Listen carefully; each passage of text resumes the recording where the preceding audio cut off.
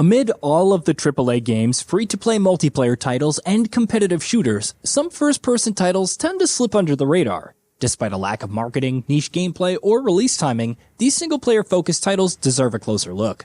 So without further ado, let's get into it. Cruelty Squad. Perhaps the strangest immersive sim out there, Cruelty Squad sees you as a hitman completing some wet work for a morally onerous company.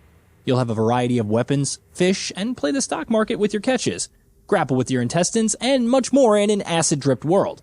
Kill everything or go non-lethal, explore the environments for secrets, die, and try again in whatever manner you see fit.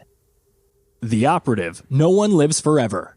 It's crazy to think that this swinging 60s-esque first-person shooter inspired by spy adventures like Avengers Danger Diabolic and more was initially a sequel to Shogo Mobile Armor Division.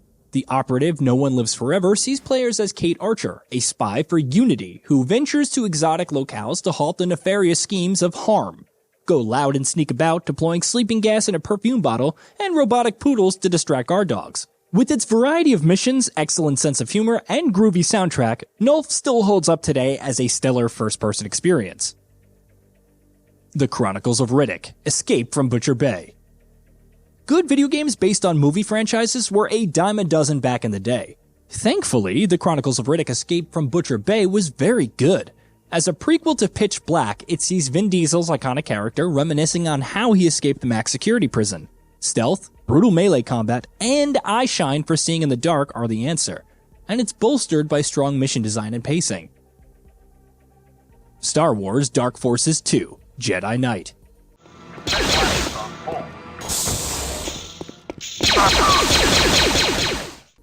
Unlike its predecessor, Dark Forces 2 Jedi Knights expanded on its first-person gameplay with force powers and lightsaber contact. It features a strong storyline centered around Kyle Katarn, who learns of his connection to the Force and seeks the Valley of the Jedi before opposing forces reach it first. Featuring live-action cutscenes and a branching story based on one's allegiance to light or dark, Jedi Knights is still a lofty standard for all Star Wars Jedi games to aspire to.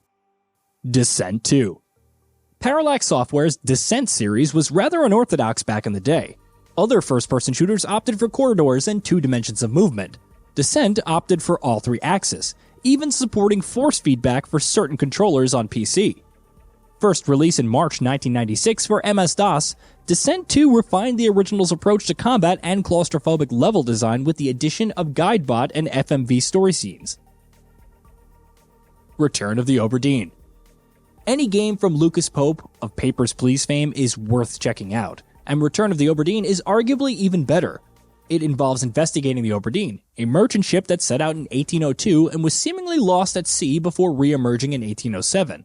Your task is to investigate the damages and find out what happened to everyone on board. Using the memento mortem, one is transported to the time of death, delving deeper into the endless folds of tragedy, laid out in gorgeous 1-bit visuals. Constructing the timeline of the ship's downfall is extremely compelling and will keep you on your toes. Jazzpunk. I first played Jazzpunk 8 years ago and I'm still unsure what to make of it. It's an adventure game that essentially parodies spy fiction. Simple enough, but it's packed with gags, gonzo humor, surreal events, and some odd characters. It's not so much a game you play as one that plays out in front of you in an extremely ludicrous fashion. Star Trek Voyager, Elite Force.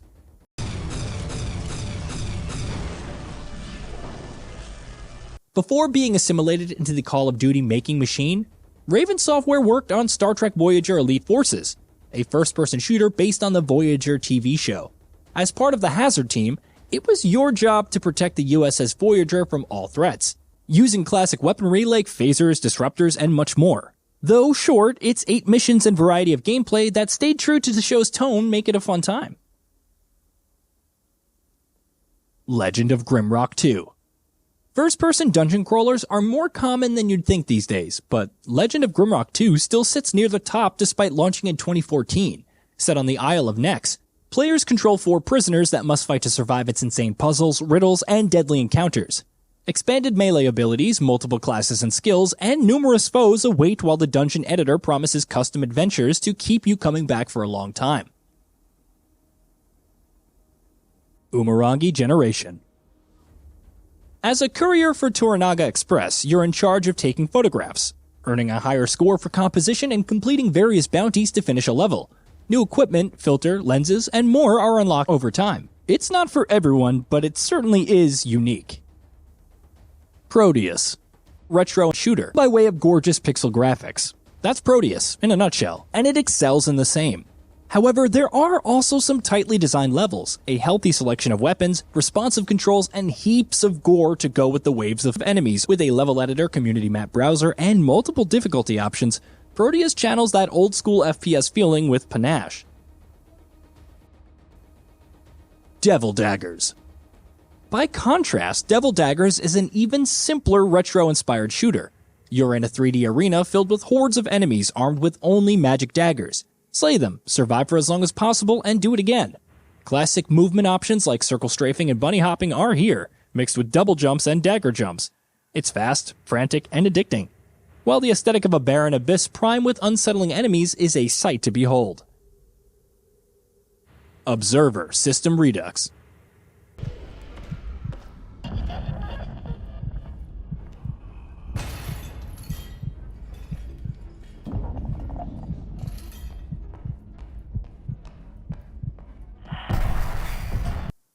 Looking back, Bloober Team's Observer feels somewhat underrated with its mix of cyberpunk environments, mind hacking, and surreal storytelling. System Redux revamps the visuals, adds more interrogations and cutscenes, and offers 3 new side missions to complete. It's not the best cyberpunk title out there, be it in polish or plot, but Observer is a unique spin on the developer's typical walking sim formula. Nightmare Reaper. Another retro-inspired FPS, but with roguelite elements to go with the slick visuals. Nightmare Reaper offers several game modes, random levels, and numerous secrets to discover. Of course, there are more than 80 weapons and 30 enchantments to use while slaying the evils of your nightmare, and there are minigames to provide further upgrades via skill trees. Kill things quickly, get better weapons, repeat, and rock out to the soundtrack by Andrew Hulshut. A wonderful gameplay loop, truly. Silicon Dreams. Silicon Dreams is Blade Runner, at least in terms of the focus on interrogating and manipulating deviant androids to discern whether they must be released or destroyed. You do this by monitoring their emotions, choosing the right questions to have them reveal their emotions, or engaging in tactics like intimidation or manipulation to find the truth. Ultimately, it's up to you whether the deviants live or die, and multiple endings reflect this. Hey, did you know that we at Gaming Bolt upload new videos every day? Stick around, drop a like, subscribe, and hit that bell. Let us know what kind of content you'd like to see in the future with a comment below, and be sure to check out our new channel, GB Plays.